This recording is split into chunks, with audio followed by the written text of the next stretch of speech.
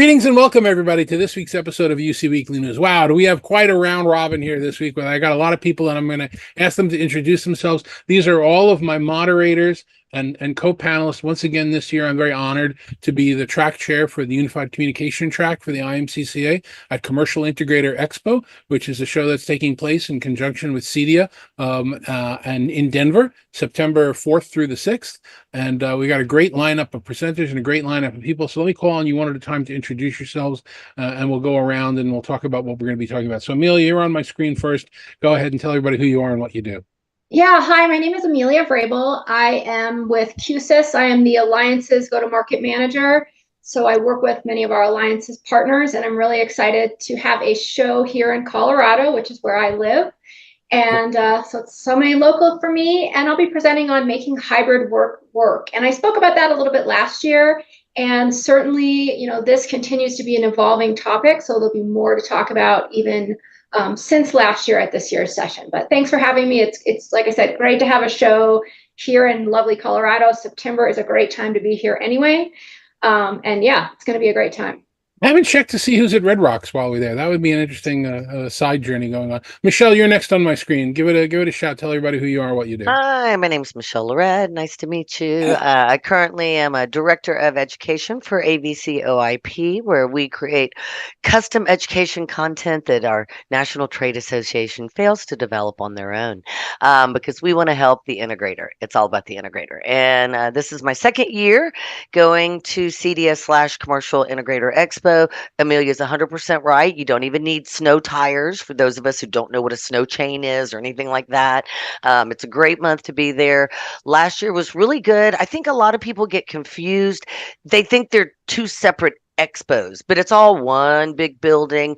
But it's a much more boutique one-on-one experience where you can get a lot of more answers because there's not 30,000 people. So I highly recommend it. Denver's gorgeous. Garden of the Gods down in Colorado Springs. So yeah, you can make a whole week of it, quite frankly. Make it a family vacation, y'all.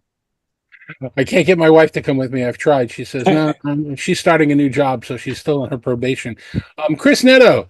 Chris, you pop up everywhere nowadays, and you pop up less and less every time we see you. So congratulations for that. Tell everybody who you are and what you do if people are under a rock and they've never heard of it. My name's Chris Netto. I'm the Market Development Manager at Starin. We are a distributor of AV products, UC, broadcast, audio, you name it. We pretty much will distribute it. Though we do not have a massive line card, we do have a very high quality line card if you guys are interested. My job is to go around and take a look at new markets and see what we can do as a business developer. And obviously going to a show that has the residential side mixed in, the residential integrators are new to the commercial side of the business. So my job is to help educate what residential integrators can be doing on the commercial side of the business and some of the stuff that the commercial integrators are there taking a look at if they're dipping their toe into the residential side. I don't play in the residential market, but there is no reason why work from home and residential are not talking, because it kind of has home in the title, right?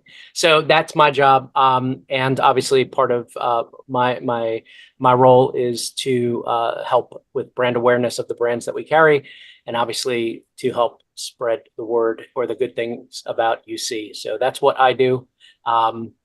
You need anything else, David? I mean, that's pretty much. No, you got. That's a good start. We'll keep going. All right. I'm good. Next person on my screen is Kevin Keeler. Kevin, say hi to everybody. This is be your second time coming. Tell everybody who you are and what you do. Well, yes. Thank you, David. This is, as you say, this is my second time that I'll be attending the Commercial Integrator Expo and CEDIA conference. And for me, this was really eye-opening because, quite frankly, I am the co-founder of Enable UC. We focus on helping organizations and vendors get the most out of unified communications, collaboration, and artificial intelligence. But really, the focus for me has always been on the software side. And what I am loving about, the Commercial Integrator Expo and CEDIA is really understanding to a greater degree, like the devices and the expertise in the rooms. And especially as we move into this hybrid work where you need to make it worthwhile to go to the office, the people that I'm learning from, and it's the other people that are, part of this, it's like all of that expertise is new to me. And so bringing that software plus hardware side is fantastic. So I am going to be talking about choosing a collaboration platform, because that's key. But of course, it's key with the software plus the hardware. And also because everybody's talking about artificial intelligence, I'm going to be talking about that. But hopefully I'm going to be cutting through, I don't know, can I say bullshit? A lot of the bullshit, because everybody's talking about that. I don't know, you can edit that out if need be. But really kind of being pragmatic about, can AI, improve and drive some business outcomes? Because that's what it needs to do. And so super excited. I think a lot of people in the UC world, if you're in the Microsoft Teams ecosystem, Zoom, WebEx, Ring Central, if you haven't kind of been to, like a show like CEDIA plus Commercial Integrator Expo, expand your horizons like I've done and join us, please. A lot of different places, a lot of different ways, nuances of seeing the same thing from different perspectives. And that's one of the things you gain from being in person at one of these events. And a couple of the moderators that are going to be here, a couple of panelists that are going to be part of our program couldn't join us today. Wes Laney, a few of the others be there. But last but not least on our call today, David Maldo from Let's Do Video. David, say hi to everybody. Hey everyone, I'm David Maldo from Let's Do Video, and this is also my second year at the show. And I love this show because I've always been really into remote work, hybrid work, even before the pandemic, when everyone thought I was crazy and it wasn't possible. No, you have to be at the office. I was always about remote work, and I never understood why I needed one pair of home earbuds and another pair of office earbuds. So the blending of commercial and residential, I love it. I love it. I love it. It's a great show. I can't wait to go back. And what I do at Let's Do Video, I cover business communications, UCAV. I've been producing a flood of content lately. I've been it's exciting. I've been talking about I want to make more videos, and now I'm making more videos. And you can see them all at letsdovideo.com or on my YouTube channel.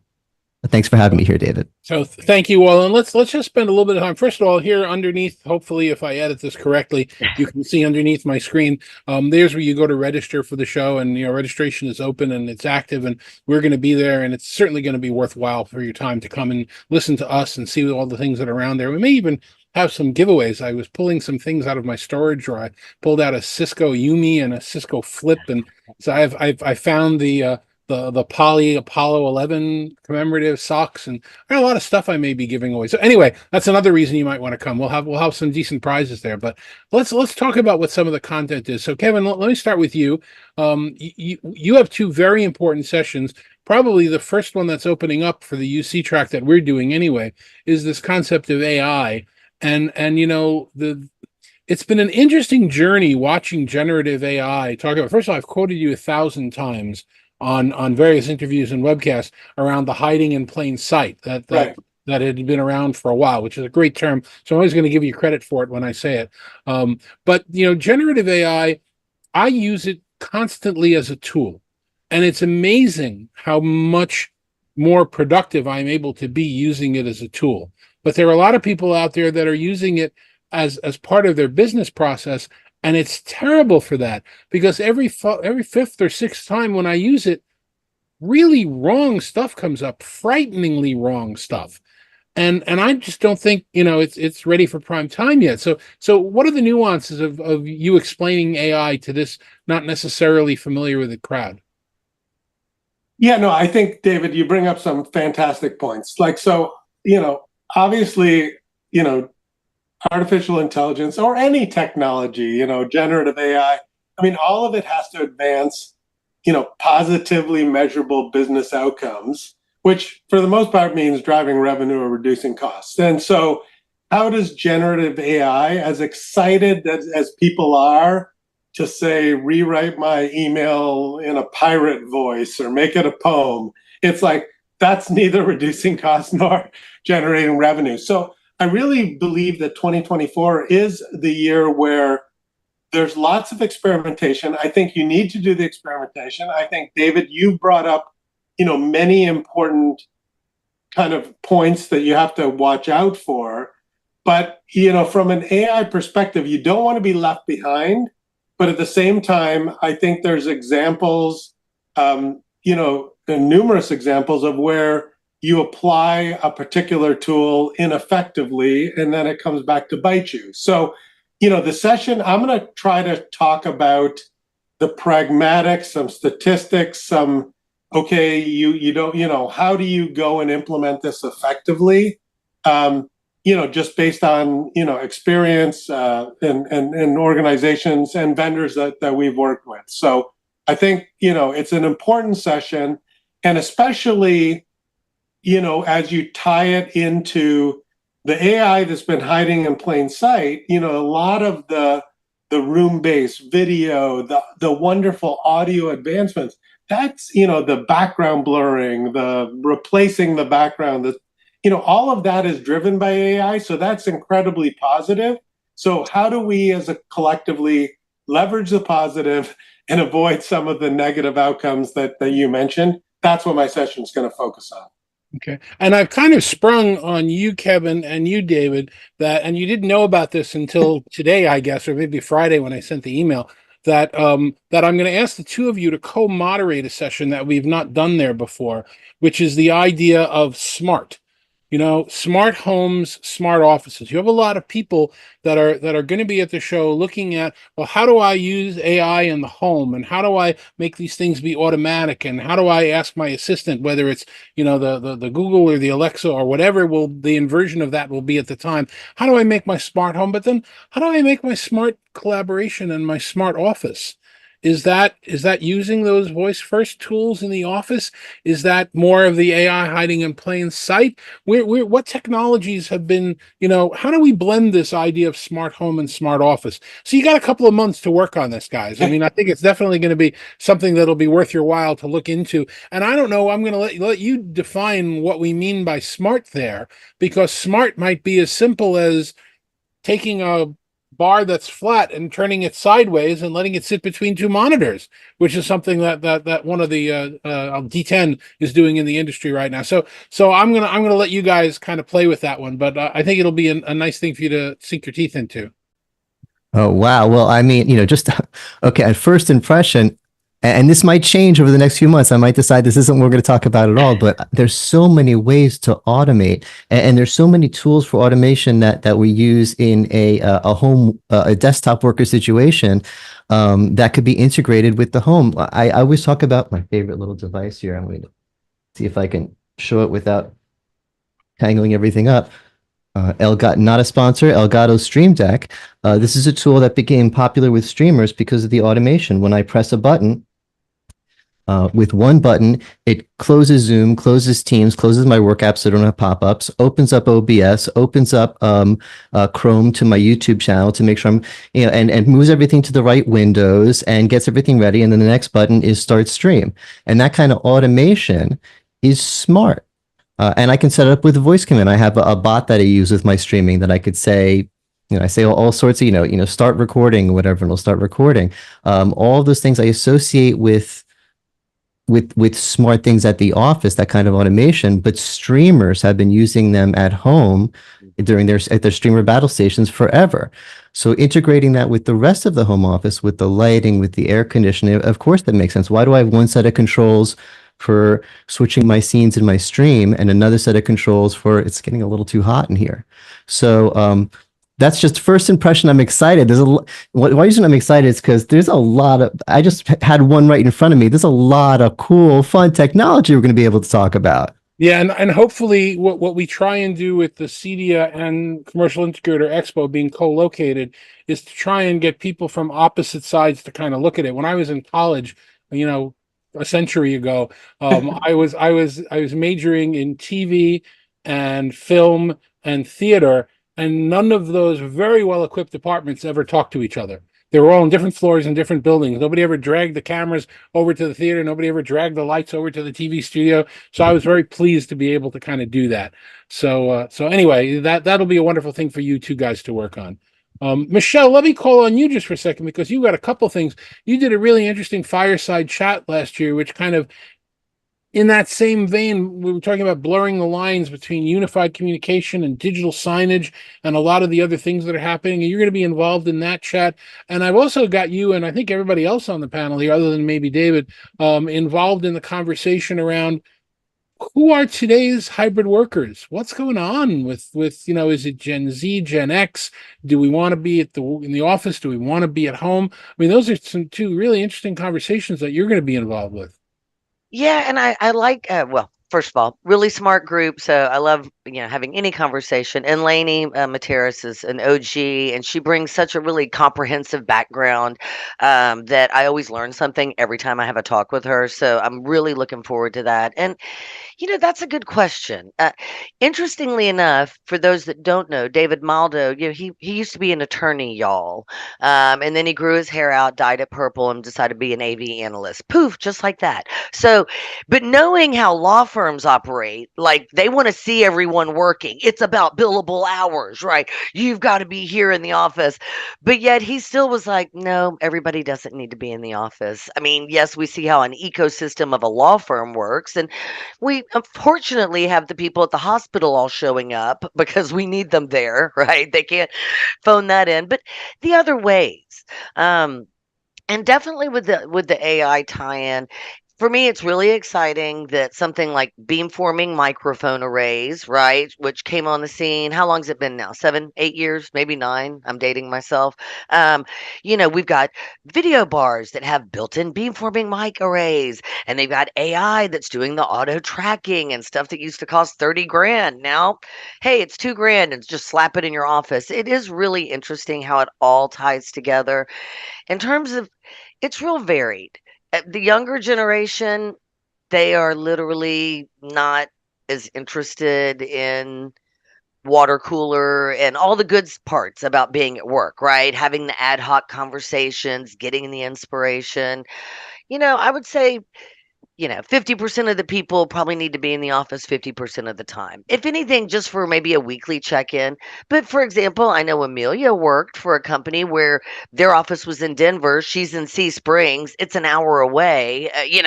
Really, do I need to drive there even once a week? I mean, is that best use of my time? So, it's not solved, but it's constantly evolving. It's also around the communication. I mean, I grew up in a world, a corporate world. I mean, I'm older than all of you. Oh, so stone tablets and chisels. God, not that that must have bad. been Not so that laborious. bad. But we were always told, don't write a memo if you can call someone. Don't call someone if you can go see someone, because the personal conversation is the most important thing. And I have a blog. I could give you another link down here to a blog that I wrote recently about how the hell do we reach out and touch someone nowadays, because it's too confusing. My upper 20s kids write text message novellas to me. And somebody told me over the weekend at a party that I was at that generation reads email now maybe once a week. They don't read. So how do we communicate? What's the right way to reach out to talk to somebody? David, yeah. For those of us that are Gen X and older, I just read an article, I don't remember if it was the Times or the Post or whatever, about how Gen Z and below gets very upset if you call them on a phone and it's not like scheduled. Like they find that highly offensive. But we all know how to use phones. We all had phones with cords in our kitchen that were like 10 feet long when they were double curled up because it had to go from one end of the kitchen to the other. And we would answer phones and not even know who was calling. It was very exciting. But yeah, completely different communication outlook. And when I talk to my friends about this article that they all have young adult or even young children, they're like, oh yeah. They're like, was this scheduled? Why are you calling? Why didn't you just send a text? It's like, because I needed to talk to you right now. And that's the most efficient way. So philosophically, there's a lot of that huge divide. Yeah, a lot of that to explore. So that's definitely one of the topics we're going to talk about at a couple of the sessions. We also are going to go back, as you mentioned, Amelia, to talk about hybrid working. We were convinced 3 years ago and 4 years ago and even last year that hybrid working is the way to go. And we still have companies that are fighting against that right now.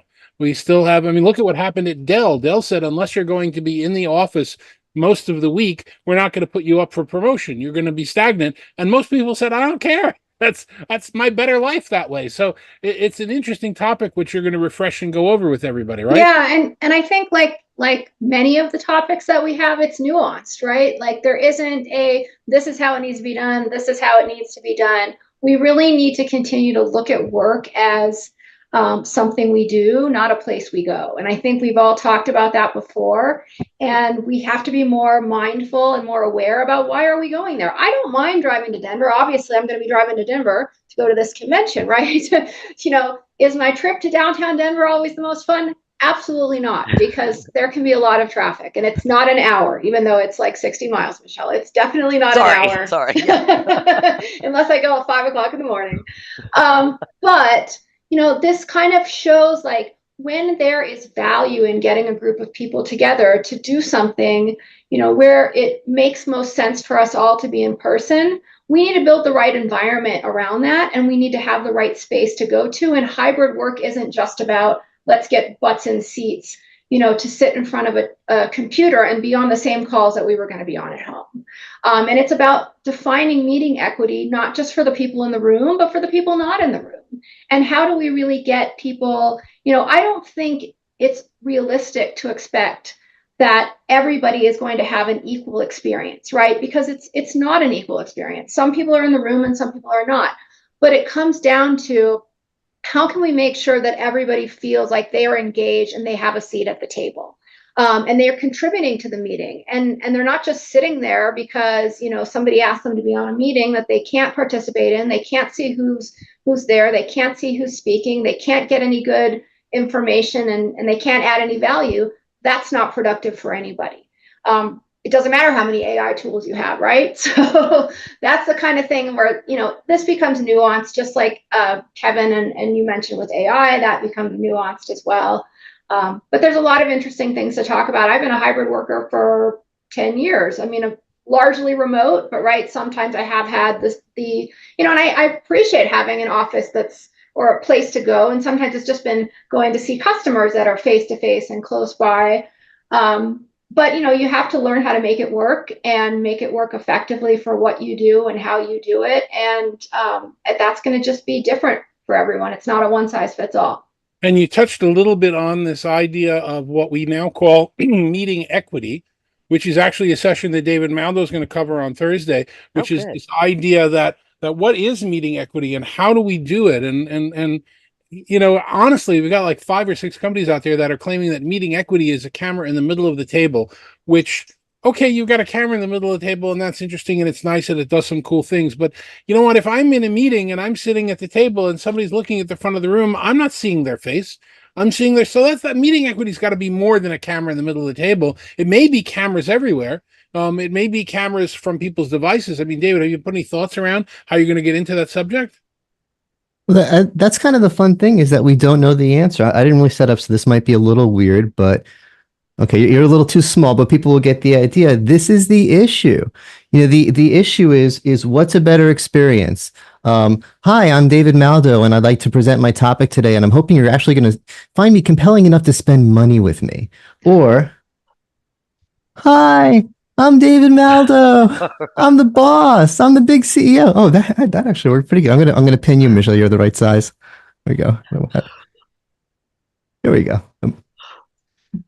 Always love hanging out with Michelle. So this is a real problem. We need a way. Sorry, green screen issue.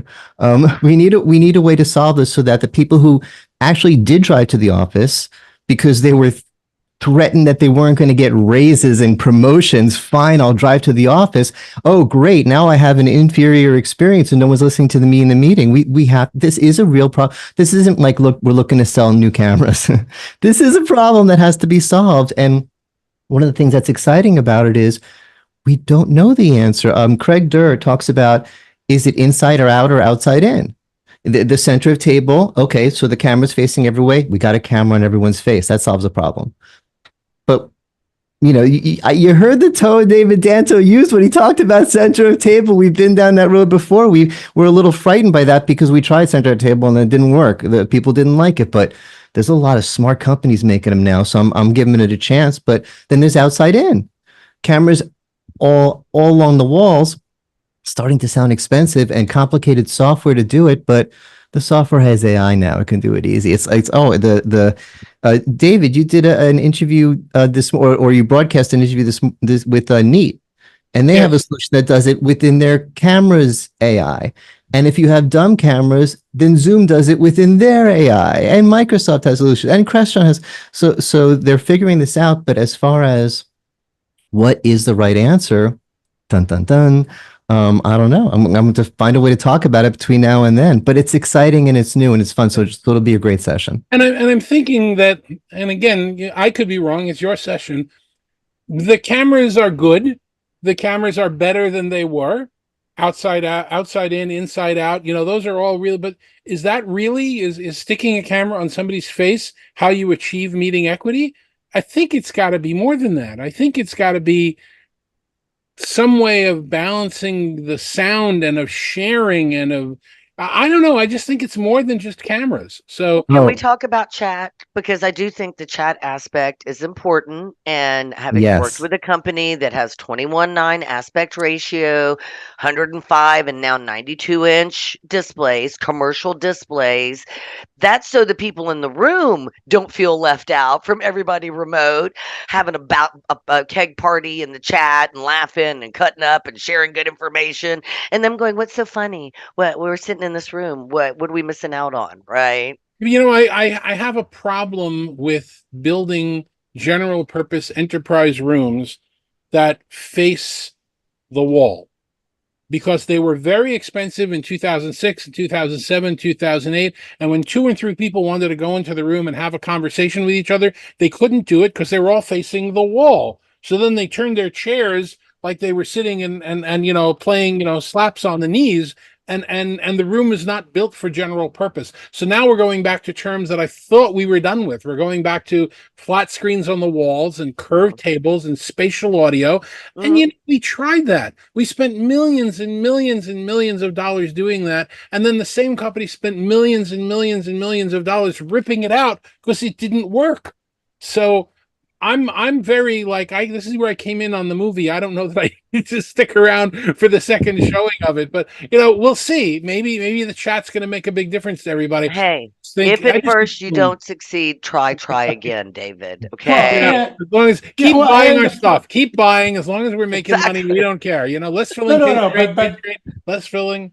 But here's the thing. Like, the proof has to be in the pudding. Like, the metrics, if it doesn't work, you have to try other things. So whether it's you can't just slap AI on cameras and say that it makes a difference. It has to actually make a difference. And one of the things that I loved, I probably read this 20 years ago. It's like, don't declare that it's artificial intelligence. Just say it's ABC.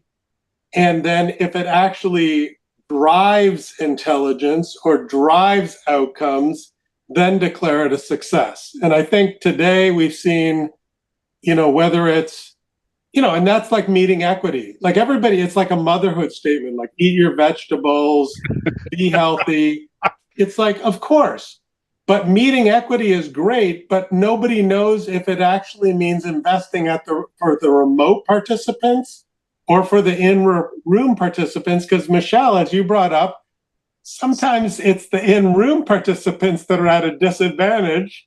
Although you talked about having a party in the chat. My chats have never been that exciting. But yes, sometimes being remote with multiple screens and the ability to Google something when, Chris says something that I don't understand. If I'm remote, I can Google it. Right. And then pretend I'm smarter than I actually am, right? So when you're in the room, you got to kind of just nod, and then you don't really know what's happening. So I think, what I love about the sessions this group is going to present is a lot of it is grounded, and I'd say all of it is grounded in the pragmatic and the practical, because we've got a lot of experience working with the people we do. So, you can't just slap AI, as people have said. And Kevin, I was just going to say too, and this is one thing, this is a technology show. We want to talk about technology, but the reality is you want to have a good meeting. You need to have some basic leadership things in place,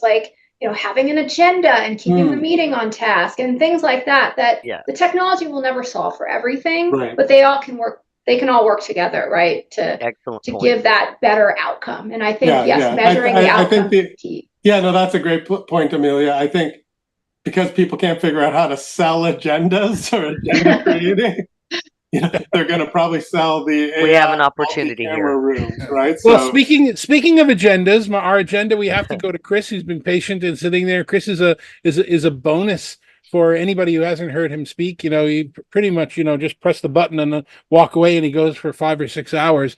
You've got some really interesting topics you're going to be covering, Chris. I hope we're going to get in the opportunity to hear you on the floor talk a little bit about social selling and selling yourself and what you've done in your career. But we're also going to be able to hear from you in this idea of how do you go from what we're doing right now to what we're doing right now? How do you go from this, I'm participating in collaboration in video, to now I'm a content producer. Now I'm going to be being AV on air. Now you've experienced this from so many different sides and been very successful at it. And you're going to share some of your tips, right? Correct. First, I'd like to address what you all said, and that's, I love technology and I love all the ideas and I love the big brain stuff you guys bring to the table. But the one constant is that it is always change. And in our industry, the one constant that that most likely will never change is the people, right? So one thing that has come very clear to me over the last 6 months of hearing that my AI is better than yours, or that my camera is sharper than yours, or my sound is better than yours. There's a couple things that have stood out. One, audio, I believe, has taken a front-running conversation piece now. I think that we've reached a point in the audio space where audio is more important than the video. And that's simply because everybody who has brought a product to the table, right, whether it's cameras, whether it's a solution, it's software-driven. Everybody's got the same solution with a different name on it, right? Yep. Here's my cousin Larry and my other cousin Larry and my other cousin Larry, and they're all cousin Larry, and they're all the same people. But the one thing that no matter what you do, whatever brand you buy, whatever camera you buy, until they start putting better glass, or they start working with stuff like interchangeable lenses and stuff that brings the video, the professional video, into the commercial space, it's always that weird good enough angle. And this is kind of part of the conversation. But one thing that we can do very well that has not changed in many, many years is audio. And the attention to audio on the end user side is what I'm now seeing as being the driving force, more so than the camera. Because everybody has the same, when you offer the same product, your Happy Meal is the same as everybody else's Happy Meal. It's chicken nuggets and fries. All you're going to get is chicken nugget and fries. And they are all the same. They don't taste different. Maybe the sauce is a little different, but everything is the same. So people are driving for one constant. And it seems to be that audio seems to be the peak where everybody's kind of like, give us better audio. That's now why you're starting to see more beamforming microphones. You're going to start seeing or hearing more about spatial audio. Do people want spatial audio? No, they just want better audio. The video goes down, something goes down, the audio's got to be clear, because if you can't hear, and then that's what happens. Right. And when that happens, the meeting's lost, right? And I was saying peas and carrots because I learned that if you ever, need to stand in the background of a video, just say peas and carrots, and it makes it look like you're talking. So anyway, that is part of my conversation. The other thing I also want to do is, yes, social selling is part of the conversation I'm going to bring, David, but one of the things that we are very taboo, anti-talking about, which I'm going to raise, whether y'all like it or not, is that there's a lot of people that are within our industry that have been in our industry for many years that need help on how to promote themselves. And that is also part of not just how to sell to our end users and to our integrators, to our customers, but how to sell yourself. And one of the things that is a current trend that nobody wants to talk about in the AV world is the amount of layoffs and the amount of people that are sitting home as free agents right now. Yeah. So if I could touch on that subject, absolutely, folks, that is what I will do. If you come to my session and you let me know, that's where I will take it. I don't care what it says on the agenda, because I'm a rebel, Dottie. I don't play in coloring within the lines, I will go outside that, and we will talk about that and how to help, because that is the one thing that we are without us or people within the industry. And you find folks that are watching this, there is no industry, right? The technology does not sell itself. We do a good job of pushing that out, and we sell stuff to people that sometimes they don't know they need. And sometimes we're really good at telling people that this is a better option. And when we can be heard, when we can sell better than the catalog sale or the online sale, then we have done our jobs, because that's why we're here, folks, because we like to call ourselves experts in a lot of different things, not just in the technology field. There's a lot of us that have different expertise across many fields. And in one of the things that we're very good at, and some of the moderators on this panel are exceptionally good at that, is that we play within other adjacent industries. And we have to kind of take what we learn from furniture industries, from the architects, from the interior designers who hate our technology. No matter how fake, they'll tell you that they love it. They hate it. We have ugly technology. A screen is not pretty. It's black when it's off. It clashes with their mauve walls. I mean, it's just, this is what we battle on a daily basis. So if I can help in somehow make this experience or my moderating panel a better one by bringing up all these different issues, David, throw your agenda out the window. Well, we'll try and keep to some of the agenda because we respect people's time, but you do make Absolutely. a very, very important point, which is you should be coming to this show because the exhibitors are showing some cool technology that you should be aware of. And you should be coming to this show because there are sessions that we're all going to be hosting, as well as other people that are going to be providing sessions that provide real valuable content, things that you take away and you can use actionably in your life immediately when you go home, when you go back to work, when you do what you do. But I've been saying for, and I don't want to exaggerate here, 46 years in the industry, that you go to these shows to network, to grow the people that you know, to face to name, to hug, to shake hands, to meet people, and to build on the relationships. Because ultimately, even though we're in a technology industry, we're in a relationship industry.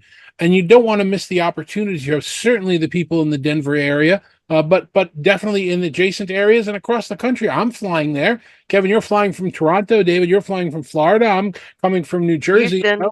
Yep. So we're all going there because we know it's worthwhile to be together at an event like this. You know what? There are larger shows that we were all at, a few different ones, larger ones over the course of the year. But you know what? That's an advantage. This is a smaller show. And another thing I haven't explained in detail to our moderators yet is if you go down to the IMCCA booth when we're not presenting, we're going to have a small experts booth. And if you'd like to have a one-on-one with Chris or with David or with Kevin while we're there, we're all going to take turns and be there for different hours. You know what? Ask us questions, network with us, talk to people about what do you think of this? What should I do here? Where do you think the direction of the industry is going? What do you think the right technology is? I didn't understand what you meant when you presented it the other day. Can you clarify it for us? So there's going to be a lot of great opportunities at this event. One thing I love about networking is it's like having these random collisions, and you don't really know like who you might have that random collision with that is going to start some conversation. I mean, I look at everybody on this page, and I don't remember where I met all of you at any given time because it was probably some random group or some random event. And sometimes you really don't realize, like, oh, being able to put yourself in a place where you can have a large number of random collisions means that you could learn a lot of things. Everybody has something to teach, right? So you could learn all kinds of different things from all kinds of different people, maybe meet somebody who helps, if you are one of these free agents, and meet somebody who maybe knows somebody who knows somebody that leads you to your next role, or maybe helps you understand something that you're interested in or that you're good at. And that's what I love about these events, is just keeping an open mind and not knowing what you might learn or what you might go home with, which might be a very different thing than you came there even to learn, but even could be more valuable. A lot of people have been using the played out term of return to office, and that's been a driving force of marketing and return to work and it is return to work. This is work, right? Your network. Did we ever stop working? We worked through the whole pandemic, Jamie Dimon. I don't know. we did what we had to do, but this is our return, right? The return for us to be back in some sort of normalcy is to be back doing what we do and what we love. So our return to work is getting to these places where we can have these networking opportunities, because you're right, we do get stale. If we sat for another 2 years and just watched, Me Too products being delivered one after the other, we would be bored. We need this type of atmosphere. We need shows. We need small booths that are going to spur imagination in things and creativity. This is what we are built on. This is not what we are intended to do, is just follow process and spreadsheets. So I will wax poetic all day about how our industry comes from the creative and works from science and blends creative. But yes, there are numbers and there are KPIs and there's ROIs and all those terms that get bogged down in the day-to-day. But one thing that you can do by appearing at a trade show is get back to basics, get back to talking to people, make yourself human, right? And part of that is go to these sessions, pick up something. There may be something, a little nugget that I learned years ago got me started on how I, should change from just being a technician and how do I move, in an industry. I wish there was somebody that would have sat me down and said, watch these small moms and pops companies, you're going to have a hard time elevating, because Uncle Bob runs purchasing and, Aunt Lisa runs, the shipping department. How do you succeed in that? So trust me, folks, you got to get out back into the field, back out into the networking sessions, come to the sessions. At least my session, I'm going to teach you how to do that. And at the same time, if it ain't teaching you how to sell yourself, I can teach you how to sell your product using the wonderful world of digital. All right, so let's get ready to wrap this conversation. Oh, sorry. I was going to say, don't be afraid you don't have something to offer, because I think that's one thing you always teach about in your sessions, Chris, is that, there's a lot of imposter syndrome going around out there. And even the people like you have mentioned yourself, Chris, that you've had it. And none of us can ever see that when we talk to you or when we learn from you. And so I think, recognizing that every single person out there probably has some level of imposter syndrome, but they just lean into what they like and what they're good at, and they do it anyway, and kind of figure out how to get past that, is just a huge thing to take back. So there you have it. Use the excuse that you want to go see the technology. Absolutely visit every booth, soak in as much as you can, because there's going to be a lot of different organizations there, a lot of different manufacturers. Check out what you'll see on the commercial side and the residential side, and see if there's any applicable kind of cross pollination happening there. And it totally is. And there is. Absolutely there is. Yeah. And enjoy. Come back to a show and enjoy. For folks that may have missed the other West Coast show a couple weeks ago, this is another one kind of on the West. Well, for me, it's West, because I'm in New Jersey and that's what we do. Anything outside of New Jersey is West. I made the mistake of saying somebody was Midwest, and they were like, no, we are so not Midwest. I need to check my geography. You're Central Jersey, the mythical Central Jersey. I am from mythical Central Jersey. You're right. I'm on the pork roll Taylor ham division line. So it's exactly. All right. So let's get ready to wrap this up, because we do have a time limit that we have to stay within. Again, here is the link to register. We want you to come to the show. We absolutely want you to be there. I'm going to go around one more time and ask each of you for one sentence. Now, if you didn't take English at a recent time, that's a subject and a predicate and a period. There's nothing after the period. One sentence. Tell us the one sentence why this is an important show to you, or why people should show up at the show. So think about that for a minute, because nobody knows who I'm going to call on first. And I'm going to start with Chris, because you're never at a loss for words. What's the one sentence why people should go to the show? Because it's in Colorado. Okay, that works. You don't have to go far. David, what about you? I agree that sometimes we do need to leave the house and be with people in person. And as much as I love staying at home, there's never free donuts at home, and sometimes there's free donuts at these things. Okay, it was a run-on sentence, but still, it was a sentence, so you're good. Kevin, I'm going back around the other way. Well, what's your one sentence? Last year, I noticed that on both sides of the house, the software side and the hardware side, there was misconceptions. And so attending the show can help you avoid those misconceptions and be smarter and more effective. Kevin is there for myth busting. Very good. I'm a myth buster. I've been watching that, Chris. So there you go. Excellent. There you go. Michelle, what's your sentence? People, places, and AV matters matter. So show up, y'all. It's worth it. Short and sweet. Amelia, yours? Yeah, I mean, for me, it's the opportunity to learn and not have it be such a huge crowd where you can't have those conversations, but be big enough that, like I said, you can have some random collisions. And David, if you do like donuts, the very famous donuts you can get on the top of Pikes Peak, but you have to get up there. You can take the train, but it is a challenge to make a donut at 14,000 feet. So that is kind of a touristy thing to do here if you are into donuts. So. Ooh, I'm in. I mean, I can't 14,000 even bake foot bread donut. at 7,000 feet. So making donuts at 14,000 feet is yeah. But So- Amelia, you can go run up there for everybody, get some for everybody, and bring it down, right? No, you'll have to take the Run. train. Oh, okay. All right. So I guess my one sentence, which I didn't really realize until we started having the conversation here, is my start in the industry was as an intern at AT&T Corporate Television, 195 Broadway, in September of 1978. So when you come see me in September of this year, that will be my 46th year anniversary working in this industry of media and collaboration and broadcasting and everything else. So come celebrate my 46th anniversary with me in Denver, September 4th, 5th, and 6th. We'll all be there at the convention center that still has the big bear in front of it, right? They haven't taken that one. Big blue bear. Yeah, and thank you to all of my guests this week. That's it for this week's UC Weekly News. Next week, my guest is going to be Patrick Kelly from Zoom, and a really interesting guy that's going to talk about some of the Zoom Microsoft interactions and maybe give us a little bit of a preview of his new cookbook that if you haven't read, you should. So join us for that show. Until then, thanks very much for watching. I'm David Danto. We'll see you next week.